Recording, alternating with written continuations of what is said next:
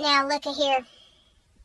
If I get one more inbox message telling me, send this to 10 people in the next 10 minutes or you gonna die and go to hell, I'm gonna lose my cotton picking mind. You're joking me right now. I'm gonna go to hell for not sending your message. I tell you what, I'll hold the gate open for you. How about that? Lord, I'm sorry. Send this to 20 people in the next 20 seconds and you will receive your miracle. No, you know what? I'm going to receive a panic attack having to send that to 20 people in 20 seconds. No, thank you. I'm pretty sure Jesus was in the miracle business before you came along. I think he's got it. Gosh.